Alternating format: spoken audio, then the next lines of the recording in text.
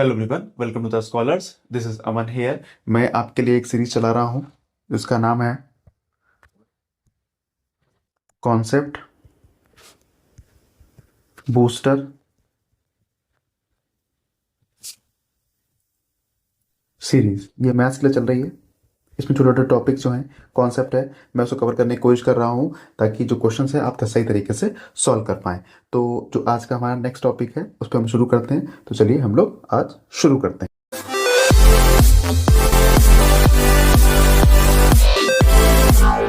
आज जो मैं टॉपिक लेके आया हूँ आपके लिए, उसका हेडिंग है pair of linear equation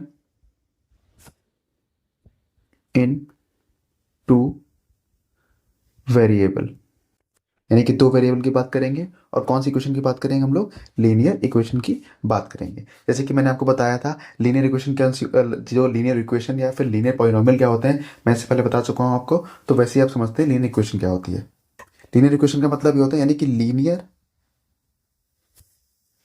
equation का मतलब ये होता है, यानी कि अगर आप यहाँ पे ग्राफ ड्रॉ कर लेंगे इस तरीके से, जब ग्राफ में जो लाइन की बात हो रही होगी वो इस तरीके से लाइन जा रही होगी लीनियर, यानी कि इस तरीके से निकल सकती है, ऐसा निकल सकती है, ऐसा निकल सकती है, ऐसा निकल सकती है, ऐसा निकल सकती है। इस तरीके से क्या होगा, वो लाइन कहीं से भी जा सकती है, लेकिन ये वो कैसी लाइन होगी? स्ट्रेट लाइन होगी। दो वेरिएबल का मतलब क्या है, जरा समझ लीजिए। दो वेरिएबल की बात क्यों कर रहे हैं हम लोग, इसी में समझाता हूँ मैं आपको। देखिए, दो वेरिएबल की बात क्या होती है, यानी कि दो वेरिएबल का मतलब आप ये जानते हैं, ये होता है एक्स और ये होता है वाई। ठीक है, ये आपका होता है एक्स डैश, ये होता है वाई डैश। यानी कि अगर आपकी जो लाइन है वो इससे निकल गई, यानी कि सिर्फ वाई से होकर निकल गई, सिंपल सी बात है, ये वाई पे कट किया तो क्या आया है, सिर्फ यहाँ पे वाई की वैल्यू होगी, यानी कि वो क्या हो जाएगा, वो सिंगल वेरिएबल हो जाएगा। लेकिन अगर आपकी जो लाइन है वो इस तरीके से निकल जाती है, यानी कि यहाँ से जा रही है और यहाँ पे से निकल गई, यानी कि इसको यहाँ पे भी कट किया है, इसको यहाँ पे भी कट किया है, यानी कि जब एक्स पे भी कट किया है और वाई पे भी कट किया है, तो क्या होगा, ऐसी जो इक्वेशंस होती हैं उनको क्या बोलते हैं हम लोग? लीनियर इक्वेशंस इन टू वेरिएबल। यानी कि यहाँ पे दो वेरिएबल आ जाते हैं, तो उसका एग्जांपल क्या हो सकता है, मैं आपको एक जनरल बात बताता हूँ। जनरल जो इक्वेशन होती है वो होती है ए एक्स प्लस का बी वाई प्लस का सी इक्वल्स टू जीरो। ये हमारी जनरल इक्वेशन होती है। मैंने बताया था दो वेरिएबल की बात कर रहे हैं, तो देखिए एक वेरिएबल हमारा ये आ गया और दूसरा वेरिएबल हमारा ये आ गया। तो चलिए, इसमें कुछ बातें होती हैं, यानी किस तरीके से इसमें तीन कंडीशंस बनती हैं, मैं आपको बताऊंगा। यूनिक सोल्यूशन के लिए क्या होता है, नो सोल्यूशन के लिए क्या होता है, और इनफाइनाइट सोल्यूशन के लिए क्या होता है मेरे पास। ठीक है, मैं चला यहाँ पे शुरू करता हूँ, थोड़ा सा बता देता हूँ पहले यहाँ पे, लिख के फिर मैं टेबल लेके आया हूँ, उसमें आपको समझाऊंगा। तो चलिए देखते हैं हम लोग। तो देखिए, अगर मैं पहली कंडीशन लिखने जाऊंगा यहाँ पे, तो जो पहली कंडीशन है वो मैं पहले तक बता रहा हूँ। इस तरीके से ये ग्राफ बनाया, ठीक है।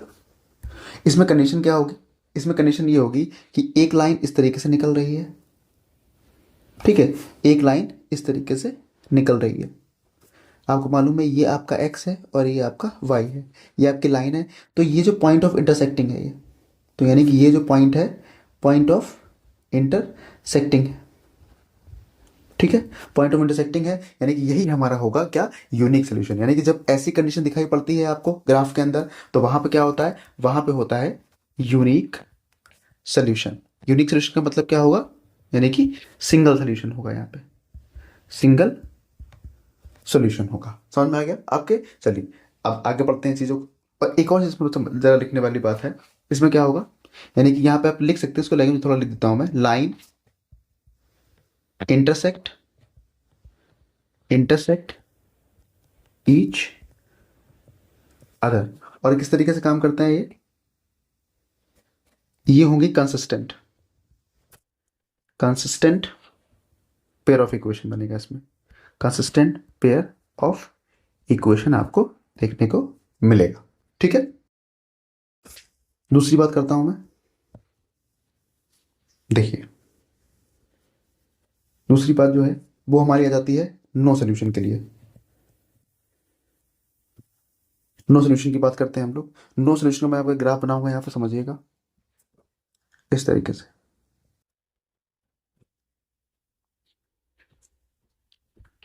ये आपका एक्स एक्सिस है, ये आपका वाई एक्सिस है, ठीक है। नो सोल्यूशन का मतलब क्या हुआ, यानी कि एक लाइन इस तरीके से जा रही है, और दूसरी लाइन इस तरीके से निकल गई, यानी कि क्या रहेगा, ये एक दूसरे के कैसे रहेंगी, पैरेलल रहेंगी। ये कैसा है, ये लाइन एक दूसरे के पैरेलल रहेंगी, लेकिन जो इंटरसेक्ट है, यानी कि जैसे यहाँ पे चल रहा था इंटरसेक्ट, वैसे इंटरसेक्ट नहीं करती हैं। तो क्या होगा, यानी कि नो सोल्यूशन होगा। यानी कि ग्राफ में जब ऐसी कंडीशन देखने को मिल जाएगी आपको, तो वहां पे हम लोग क्या कर सकते हैं कि यहाँ पे क्या होगा, यहाँ पे नो सोल्यूशन होगा। ठीक है, इसके बारे में मैं कुछ पॉइंट लिख देता हूं।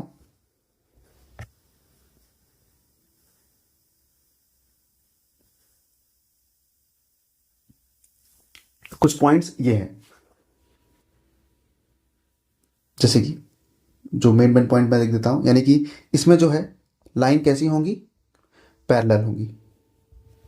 मैं यहाँ पर बना देता हूँ आपको, वो क्लास पेज पे रह गया वो तो समझ में आ जाएगी। यानी कि समझ लीजिए, ये एक्स एक्सिस है, ये वाई एक्सिस है, एक लाइन ऐसे निकल गई, एक लाइन ऐसे निकल गई, दोनों क्या है, पैरेलल है। तब कंडीशन बता रहा हूँ मैं आपको। ठीक है, तो लाइन पैरेलल रहेंगी।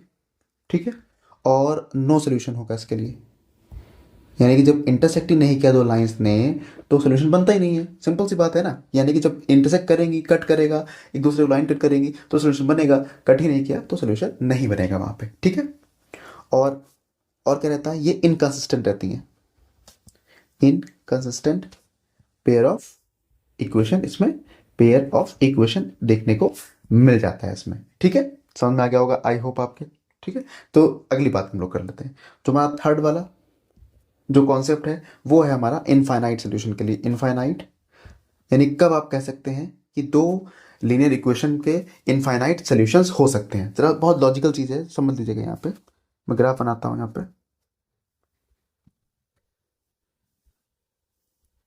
ये एक्स एक्सिस है आपका, ये वाई एक्सिस है। ठीक है, अब जरा समझिए, यानी कि एक लाइन इस तरीके से निकल गई। ठीक है, उसके बाद क्या होता है, दूसरी लाइन भी क्या होगा, इसके ऊपर से इस तरीके से निकल गई। कह सकते हैं, एक बार समझ लीजिए,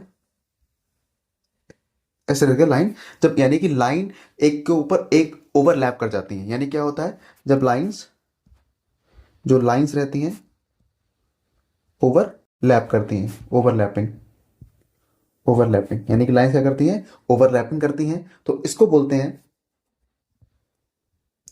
लाइंस कोइंसिडेंट। अब अच्छा एक बात आइए, यहाँ पे एक सोल्यूशन होगा, यहाँ पे एक सोल्यूशन होगा, यहाँ पे एक सोल्यूशन होगा, यहाँ पे एक सोल्यूशन होगा, यहाँ पे भी एक सोल्यूशन होगा, यहाँ पे भी एक, मैंने आपको बताया जहाँ पे दो लाइन कट कर जाती है वहाँ पे एक सोल्यूशन हो जाता है। तो ये तो लाइन एक दूसरे को इंटरसेक्ट ही कर रही है लगातार, यानी कि दो लाइन वहाँ मिल ही रही हैं, और मिलने के बाद क्या होगा, फिर लाइन क्या होगा, यानी कि ओवरलैप करेगी, इसलिए इस पर क्या होता है, इनफाइनाइट नंबर ऑफ सोल्यूशन होते हैं। और कैसे होते हैं ये, मतलब कि क्या नेचर रहता है इसका, ये रहते हैं consistent, consistent pair of equation. ठीक है, आई होप आपको समझ में आ गया होगा। अब एक टेबल लेके आया हूं मैं आपके लिए, उस टेबल में चलकर देखते हैं, यानी कैसे दो इक्वेशंस आपको दी होंगी, और इक्वेशन देने के बाद बिना ग्राफ बनाए आप ये पता कर सकते हैं कि इसका नेचर, इस ये दो लाइन है वो पैरेलल हैं, इंटरसेक्ट कर रही हैं, या फिर ओवरलैप कर रही हैं। चलिए तो हम लोग उस टेबल की तरफ चलते हैं।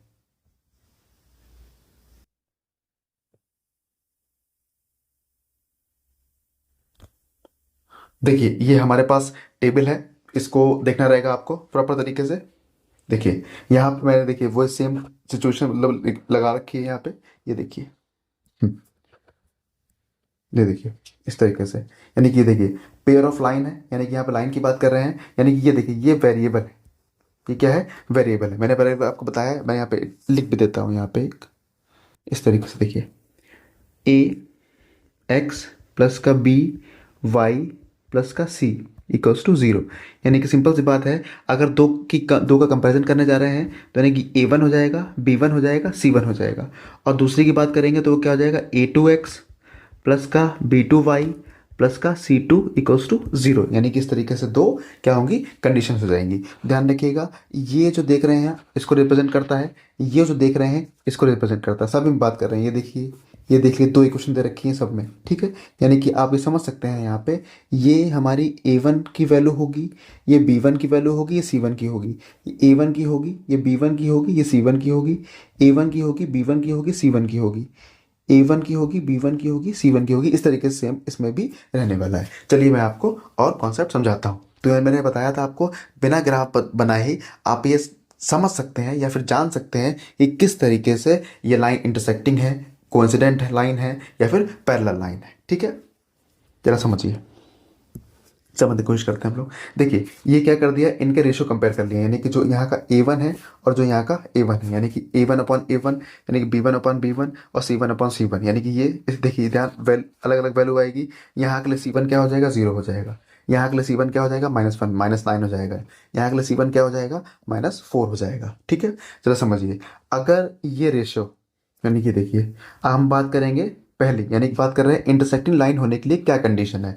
जब लाइन इंटरसेक्टिंग होगी तो कंडीशंस किस तरीके से काम करेंगी। जब लाइन इंटरसेक्टिंग होगी तो लाइन इस तरीके से, यानी कि जो A1/A2 का रेशियो है वो B1/B2 के रेशियो के नॉन इक्वल होगा, यानी कि इक्वल नहीं आ सकता। यानी कि आप यहाँ से एक ये वाला रेशियो लेके आते हैं और फिर यार एक रेशियो लेके आते हैं, इन दोनों को जब कंपेयर करते हैं तो क्या होगा, ये नॉन इक्वल आएगा। तो आप ये कह सकते हैं कि ये लाइन कैसी होगी, ये इंटरसेक्टिंग लाइन होगी, यानी कि इसमें यूनिक सोल्यूशन होगा, यानी कि एक सोल्यूशन होगा जो कि आप फाइंड आउट कर सकते हैं। चल अगली तरफ चलते हैं हम लोग। ये है कोइंसिडेंट लाइन। कोइंसिडेंट लाइन का मतलब क्या होगा, यानी कि जब लाइन्स ओवरलैप करती हैं इस तरीके से, यानी कि लाइन है उसके ऊपर एक और लाइन है, इस तरीके से क्या करता है, ओवरलैप करती है। ठीक है, तो समझिए, तो यहाँ पे क्या करेंगे, यानी कि A1/A2 रेशियो लेंगे, B1/B2 रेशियो लेंगे, C1/C2 रेशियो लेंगे। देखिए यहाँ पे वैल्यूज आ रही हैं ये इस तरीके से, यानी कहाँ से निकाली हमने, इस इक्वेशन से निकाली है। तो 2/4 है, 3/6 है, -9/-18 है। इसको कट करेंगे तो 1/2 आ जाएगा, कट करेंगे 1/2 आ जाएगा, कट करेंगे 1/2 आ जाएगा, यानी कि ये क्या है, इक्वल इस तरीके से हो जाएगा। अब क्या बोलेंगे इसको, यानी कि जब तीनों रेशो बराबर हो जाएंगे तो आप इसको बोल सकते हैं कोइंसिडेंट लाइन, यानी कि इनफाइनाइट सॉल्यूशंस यहाँ पे देखने को आपको मिल जाएंगे। अगली बात कर लेते हैं। ये देखिए दो इक्वेशन दे रखी है हमें इस तरीके से, इनका भी वही A1/A2, B1/B2 और C1/C2 रेशो निकाल लिया हम लोगों ने। तो हमने ये देखा 1 सा 2 सा, यानी कि ये भी 1/2 आ गया, 1/2 ये भी आ गया। तो यानी कि ये और ये जब देखेंगे आप, ये इक्वल हो गया और ये नॉन इक्वल रहेगा। यानी कि जब तीन रेशो कंपेयर करते हैं तो दो रेशो कैसे रहेंगे, इक्वल, और ये दो रेशो रहेंगे अनइक्वल। ठीक है, तो क्या आ जाएगा, ये पैरेलल लाइंस हो गई। इसको बोलते हैं हम लोग नो सोल्यूशन। क्या बोलते हैं इसको, नो सोल्यूशन हो जाएगा हमारा। ठीक है, आई होप आपको यहाँ तक समझ में आ गया हो। तो इस लेक्चर को हम लोग यहीं पे खत्म करते हैं। तब तक के लिए थैंक यू वेरी मच।